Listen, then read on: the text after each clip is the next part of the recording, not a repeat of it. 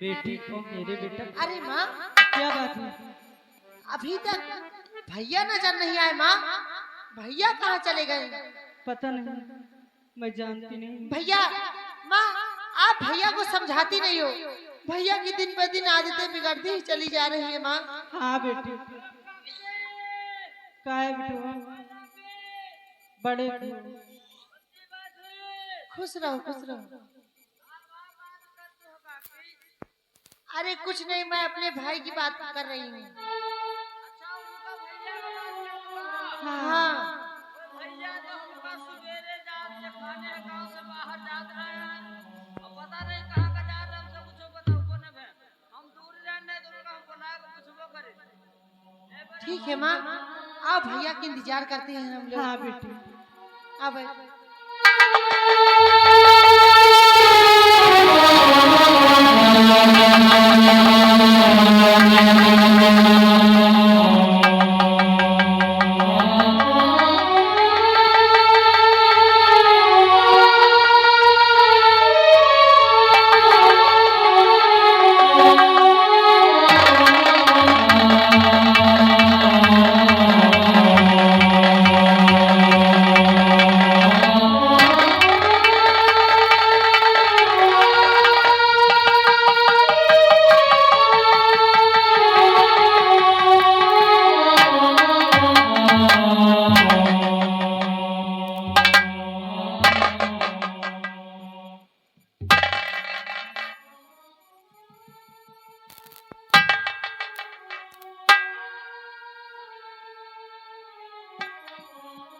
आज मैं अपने घर में क्या देख रहा हूँ कि मैं जब भी अपने घर आता था तो देखता था कि हमारी माँ मुझे हंसती हुई नजर आती थी, और आज देख रहा हूँ कि हमारी माँ की आंखों में आंसू। हे भगवान, ऐसी कौन सी बात हो गई कि आज हमारी माँ रो रही है? हे माँ, और भारे क्यों आँख में आंसू? भैया, भारे क्यों आँख में आंसू? मेरी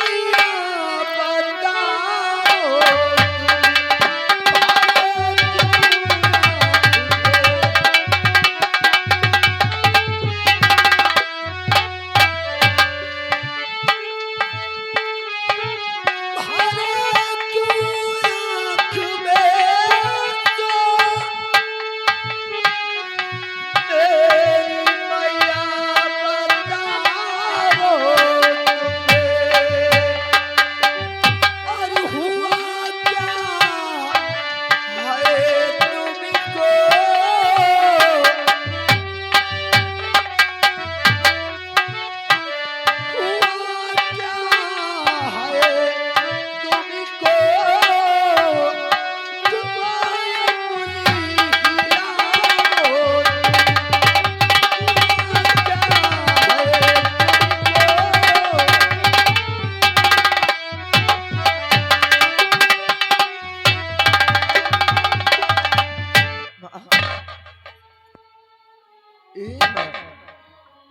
आखिर क्या बात है?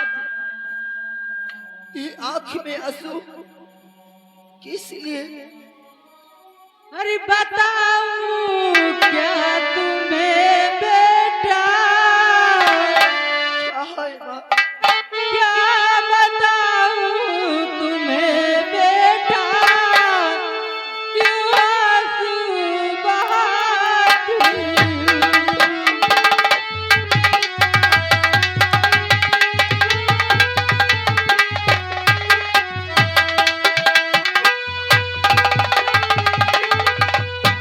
बताऊं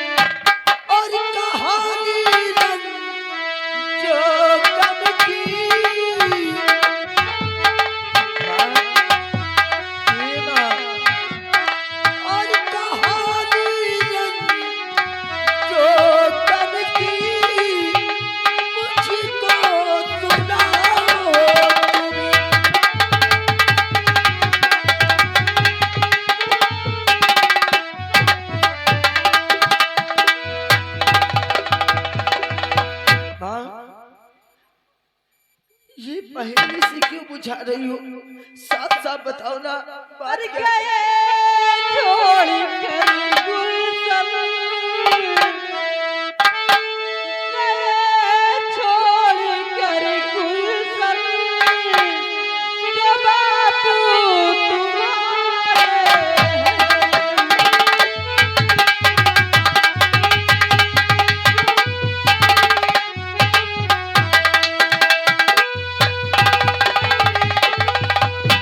गए गुलशन बापू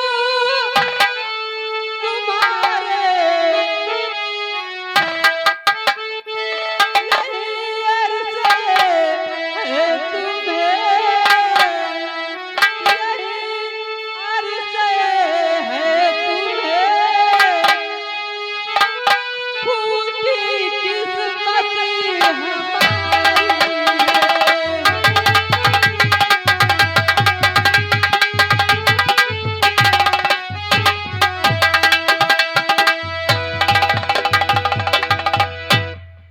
ये माँ, क्या यानी कि आज बापू की याद में तुम आंसू बहा रही हो।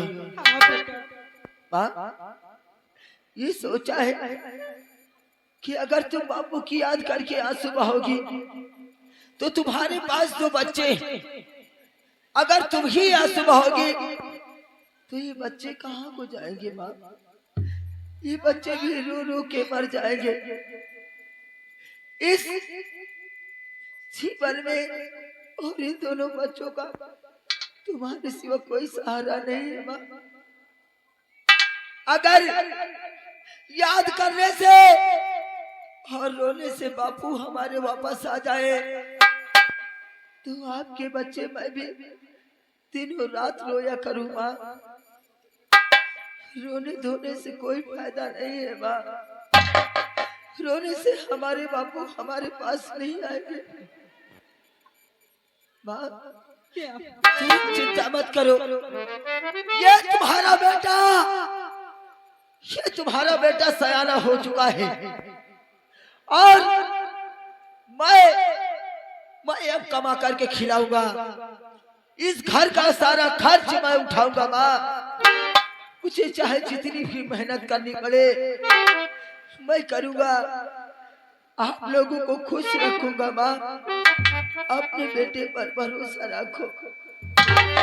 लेकिन आज के बाद इन आंखों में आंसू नहीं आने चाहिए हाँ बेटा, माँ।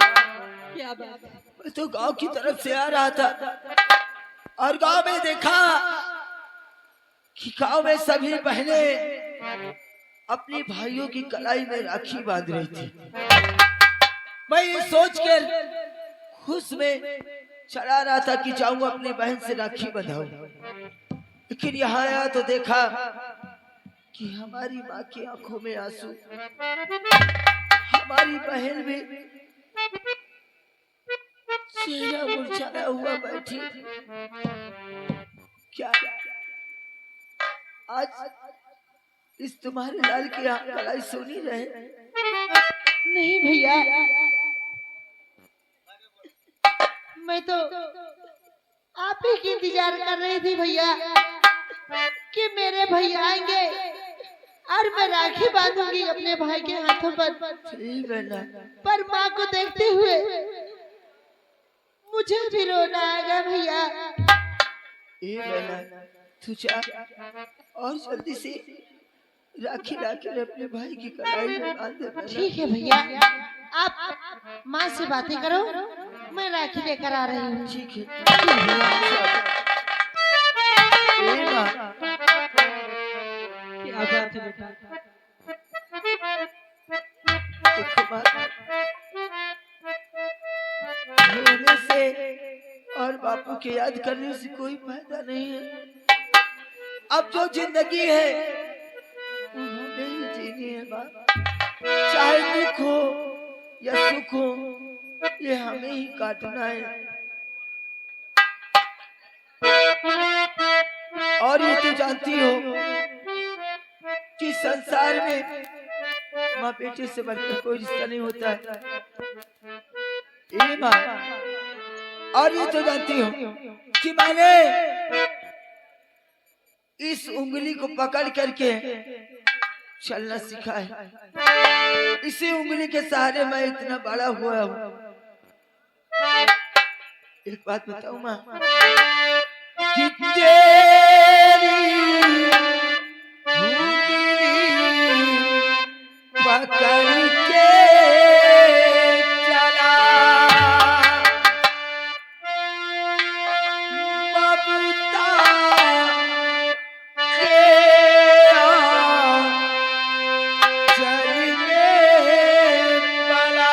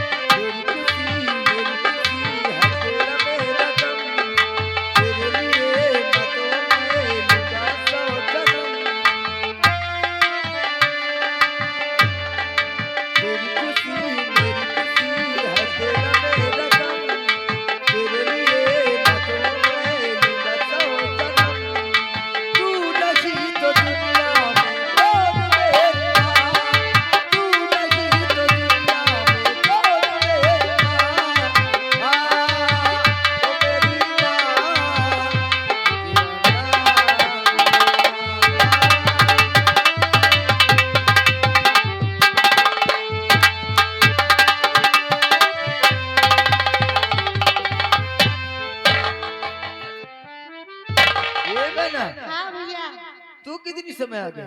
अरे मैं तो बहुत पहले आ गई थी, अच्छा, बस यही देख रही थी माँ बेटे का प्यार कितने आला होता है। अच्छा ये देख रहे थे। और यानी कि क्या? क्या मैं तुझसे प्यार नहीं करता हूँ? बहुत कम, जितना माँ से करते उतना नहीं करते मुझसे। कान खटाई कर देंगे। ऐसा कर, तू जल्दी से राखी बांध। ठीक भैया, आप बैठो, मैं राखी बांधती हूँ।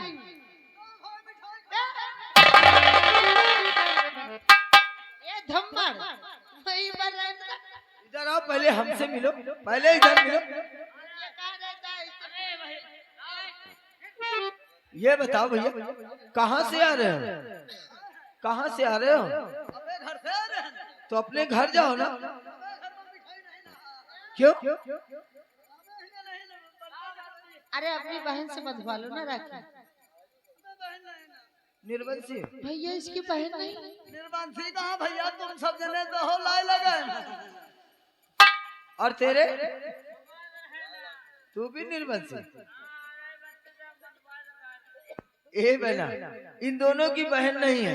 हाँ भैया। ऐसा करो, इन दोनों के भी बांध दो राखी। ठीक भैया, ठीक आप है ना? बैठो, मैं चलो राखी बैठो, बांधती हूँ। राखी बंधाना तो बैठ जाओ। अबे जो कलाई में बांधी जाती है वो राखी है, वो खेत में डालने वाली नहीं। बैठो, मैं राखी बांधती हूँ।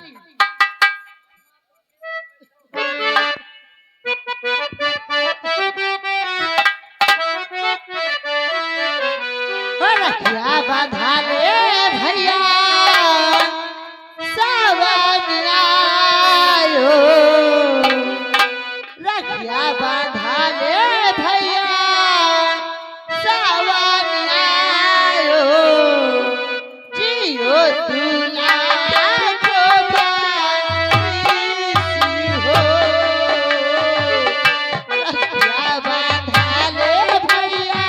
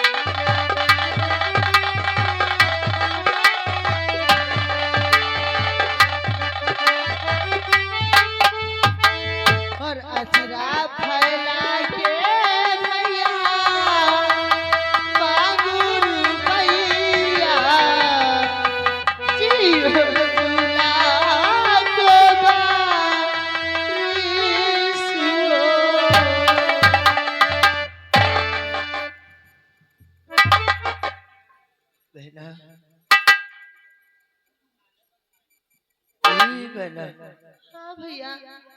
मैं चाहता हूँ कि रक्षाबंधन के दिन कोई भी बहन अपने भाई की कलाई में राखी बांधती है तो उसका भाई उसे निचार में कुछ ना कुछ देता है। हाँ भैया। लेकिन बहना, आज ये तेरा भाई मजबूर है। ये बहना, हाँ भैया। एक बात कहूं, कौन सी बात भैया?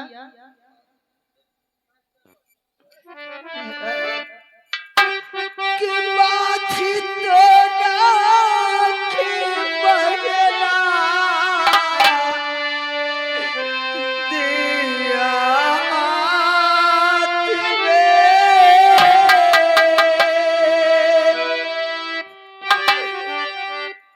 हाँ भैया। बात ही तो ना कि बगला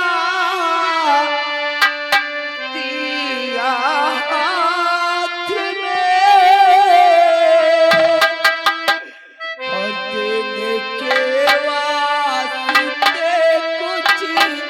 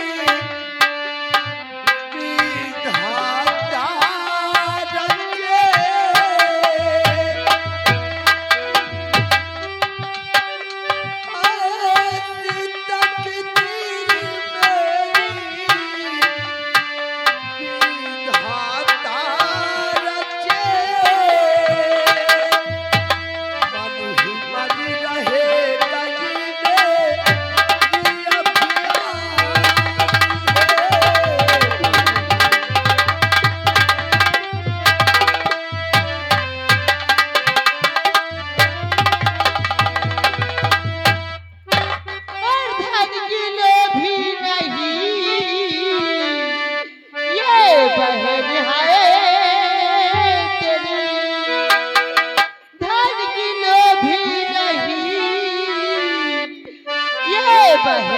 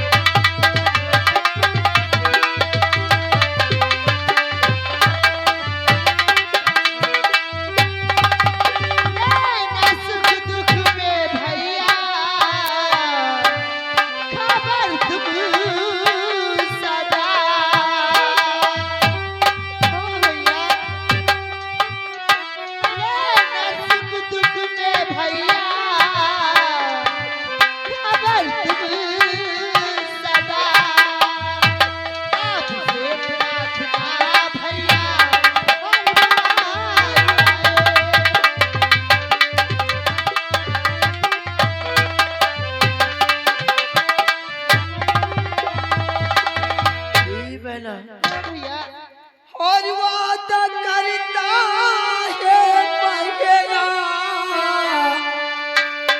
है भाई तेरा। अच्छा भैया। हाँ भैया। और वादा करता है पगला है भाई तेरा। तेरे सुख दुख में हरदम रहूंगा साथ में।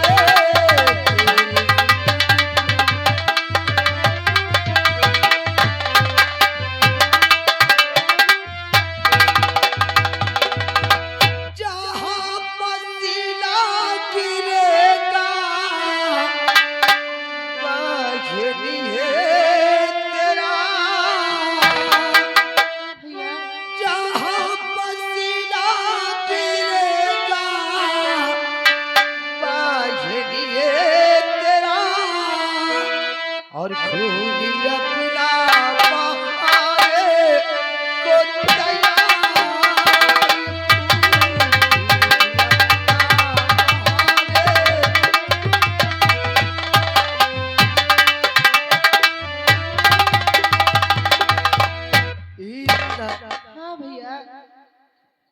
मैं वादा करता हूँ, इस राखी की सौगंध है मुझे कि जहाँ तेरा पसीना गिरेगा ये तेरा भाई अपना खून बहा देगा। अच्छा भैया, तुझ पर कोई आँच नहीं आने दूंगा बेटा। ठीक है ए भैया। माँ, माँ क्या बात है? देखो, मुझे काम ढूंढने जाना है, इसलिए तुम जाओ और कुछ खाने के लिए बना दो। ठीक है बेटा। ठीक है, जाओ। ए बहना, हाँ भैया। हमारे पास आ। देख, आज के बाद आंखों में आंसू नहीं आना चाहिए, ठीक है? और तू तो जानती है कि जिस दिन से हम दोनों बहन भाइयों के सर से पिताजी का सारा छूट गया है, तब से सारी जिम्मेदारी अब हमारे ऊपर आ गई है। और मैं यही चाहता हूँ कि किसी तरह कमा करके जितनी हो जल्दी हो सके तेरे हाथ पीले कर दूं, तो अपने भाई का फर्ज अदा कर दूं।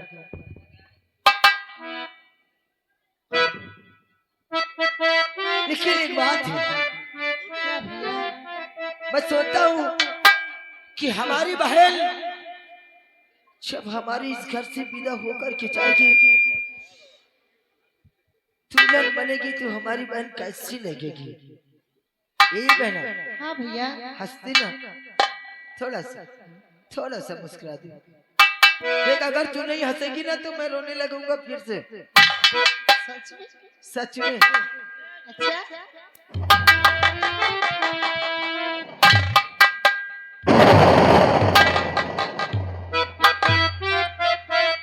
ए छोटू, देखो दुल्हन के रूप में हमारी बहन कितनी सुंदर लग रही है। हाँ भैया, लाखों में एक।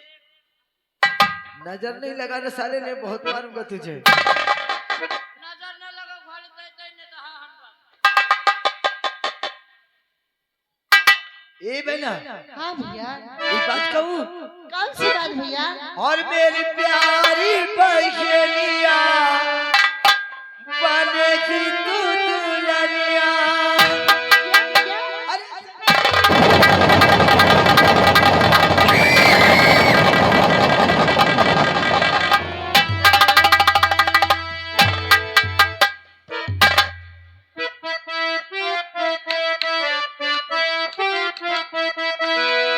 मेरी प्यारी बहनिया बनेगी